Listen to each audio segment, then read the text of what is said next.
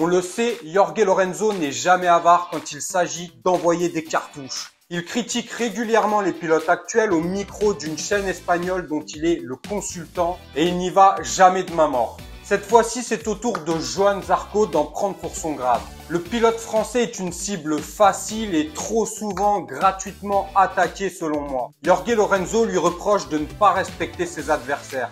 C'est un peu l'hôpital qui se fout de la charité. On parlera également des propos des dirigeants de Ducati concernant l'avenir de Johann Zarco au sein du constructeur italien. Et c'est pas forcément très rassurant pour Johann. On voit ça plus en détail de suite ensemble. N'oubliez pas de vous abonner, de liker la vidéo. Merci du fond du cœur à tous ceux qui me soutiennent. Jingle.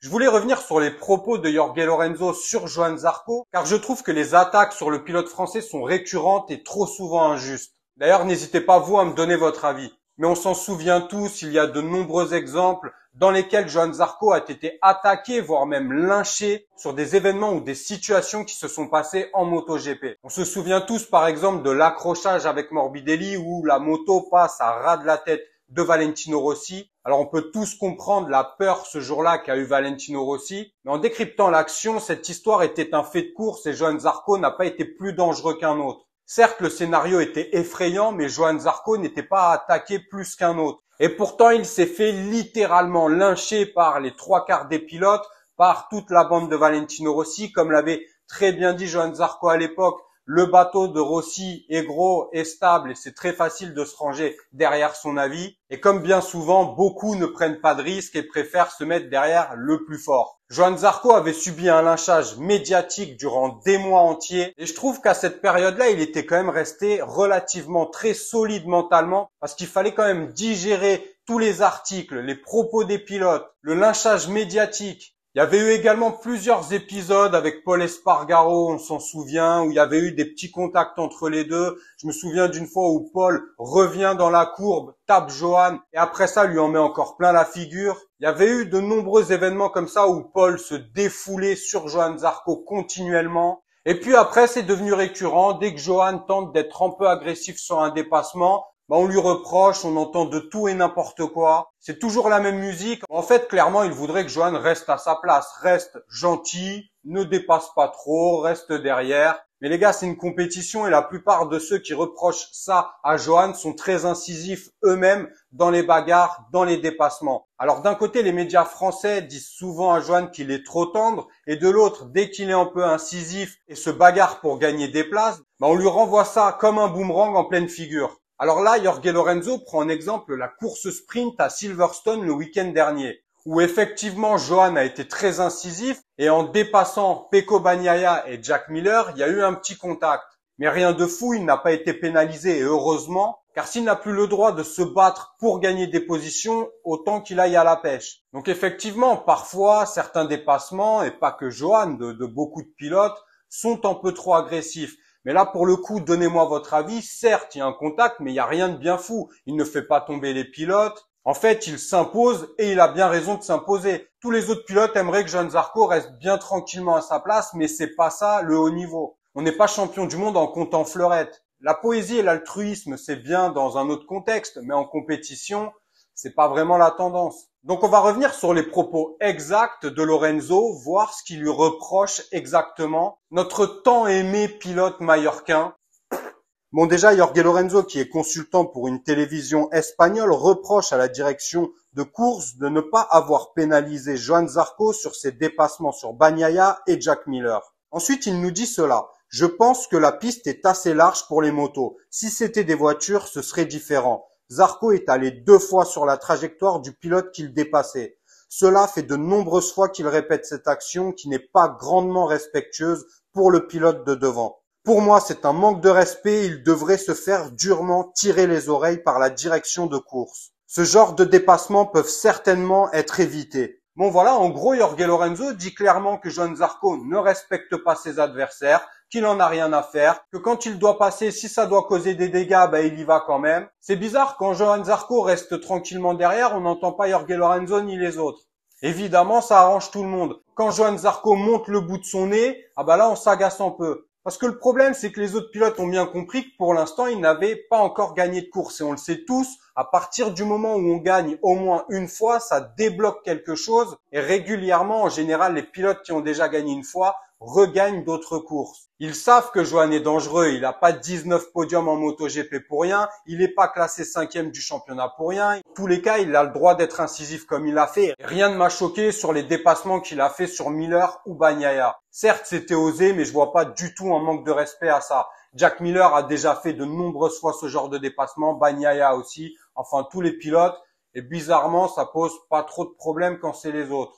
Donc voilà, j'avais envie de revenir sur ces propos parce qu'il me semble que c'est une cible facile. On attaque souvent gratuitement Johan. À mon avis, on aimerait juste qu'il reste à sa place, mais Johan n'est pas là pour rester à sa place. Johan est respectueux de ses adversaires comme il est respectueux des gens qui l'entourent dans la vie. Donc dire que Johan manque de respect aux autres adversaires, c'est pour moi justement un manque de respect envers Johan. Donc n'hésitez pas à me donner votre avis sur les propos de Jorge Lorenzo. Bon, maintenant, on va parler de l'avenir de Johan Zarco parce qu'il se dit beaucoup de choses. On a vu comme Pinotti, le team manager de Pramac, déclarer sa flamme à Johan, dire qu'il aimerait beaucoup garder Johan au sein de Pramac, mais il a aussi dit que c'était pas lui le décideur et que lui faisait comme on lui disait. Si on lui envoie un pilote, il pourra pas dire non, oui, il prendra le pilote. C'est pas lui qui décide. Alors, il aime beaucoup Johan, ça c'est un fait, et c'est bien pour le pilote français, mais ça veut pas dire que Johan sera toujours chez Pramac. Et d'ailleurs, les derniers propos de Paolo Ciabatti ne sont pas très rassurants pour Johan. On sait qu'on parle beaucoup d'un Morbidelli aussi au sein de Ducati. VR46 et Rossi en interne pressent beaucoup pour que Morbidelli reste en MotoGP et intègre le constructeur italien. Et on sait aussi que VR46 demande à tout prix une moto 2024 à Bezzecchi. Sauf que Paolo Ciabatti donne des précisions à ce sujet-là et c'est pas rassurant pour notre pilote français. Bon, tout d'abord, il commence par passer un peu de crème sur Johan, bien évidemment. Les Italiens savent y faire. Et j'ai rien contre les Italiens, je suis moi-même d'origine italienne. Mais Paolo Ciabatti commence en disant « Johan Zarco est l'un des meilleurs pilotes de MotoGP, mais avec une signature de pilote, vous devez définir certaines priorités et l'âge en est un. » Quand on sait que Johan Zarco a 34 ans. Puis il continue à lui passer de la crème avant le coup de massue. Johan est un très bon et rapide pilote. Vous l'avez encore vu lors du sprint à Silverstone, il était alors à nouveau 4e du championnat du monde. C'est une performance très remarquable. Johan est l'un des meilleurs pilotes du MotoGP. Bon, ça, globalement, je suis plutôt d'accord avec ça, hein, pas de problème sur ça. Puis il continue en nous disant « Il manque juste une petite étincelle pour qu'il gagne. Il est bon, mais le problème est que nous avons Bagnaia, Bastianini, plus Martin, Bezzecchi qui ont tous remporté des victoires en 2022 ou 2023. Et avec une signature de pilote, vous devez définir certaines priorités. Marco Bezzecchi est jeune, il dispute seulement sa 2e saison en MotoGP, mais il est toujours aux avant-postes. Il semble donc qu'il ait évolué progressivement en tant que pilote. C'est pourquoi il mérite que nous lui trouvions une solution avant de penser à des pilotes comme Zarco. Bon, déjà, ça sent pas très bon, on sent qu'il place Bezzecchi au-dessus. Après, ça peut être compréhensible. Bon, Bezzecchi déjà est italien, c'est un avantage vu que c'est Ducati. Il est jeune, il est fort, il a déjà gagné, il fait un très bon début de saison. Donc en l'occurrence, les propos de Ciabatti sont compréhensibles. Puis il ajoute quelque chose d'un peu plus inquiétant pour Johan. Vous savez que le VR46 fait le forcing pour que Marco Bezzecchi dispose d'une moto 2024. Seulement Ducati donne 4 motos de l'année en cours, donc 2 pour le team d'usine et 2 pour le team Pramac. Donc du coup, s'il donne une 2024 à Bezzecchi, Johan aura une 2023 chez Pramac. Ça encore, ça peut passer. Le problème, c'est que apparemment, on allait vers le fait que Bezzecchi reste chez VR46 avec une moto 2024, mais c'est pas vraiment ce que nous dit Ciabatti. Dans l'état actuel des choses, Marco devra passer chez Pramac s'il veut un GP24.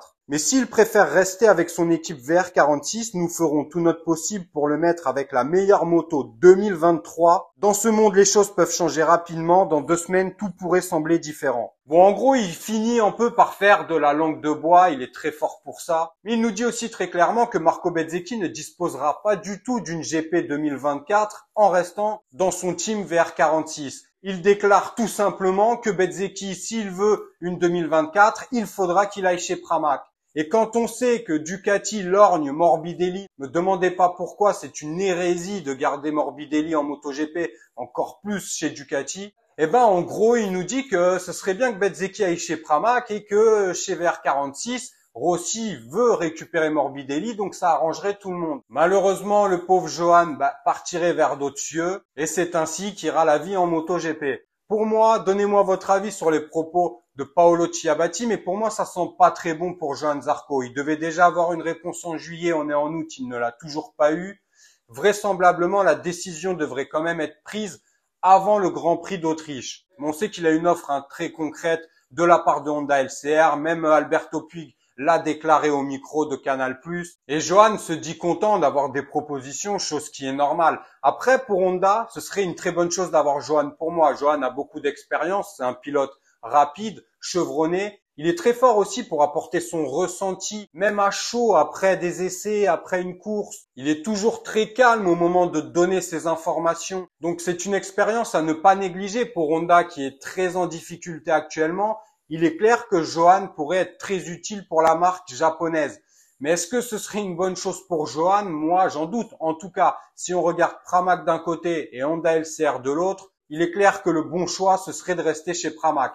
Malheureusement, c'est pas lui qui décide. Et pour moi, il risque réellement de se diriger vers Honda LCR, faute de propositions de la part de Ducati. Alors, je préfère voir Johan Zarco chez Honda plutôt que de quitter le MotoGP parce qu'il en a encore sous le pied. Mais Honda, actuellement, ça fait pas rêver. Après, pourquoi pas un réveil de la marque japonaise? On peut toujours rêver ou croiser les doigts. Pour moi, ça risque de prendre encore quelques années. En tout cas, voir Johan en MotoGP, c'est toujours un plaisir, que ce soit chez Pramac ou chez Honda. Même si, vous l'aurez compris, pour moi, ce serait quand même beaucoup mieux qu'il reste chez Pramac. Mais apparemment, les dirigeants de Ducati voient un peu les choses autrement. Donc voilà, n'hésitez pas à me donner votre avis sur la situation de Johan et sur son avenir. On se retrouve dès vendredi pour une prochaine vidéo sur Minson MiGP. N'oubliez pas de vous abonner, de liker la vidéo. Merci du fond du cœur à tous ceux qui me soutiennent. Prenez soin de vous, de vos proches, c'est le plus important. Ciao.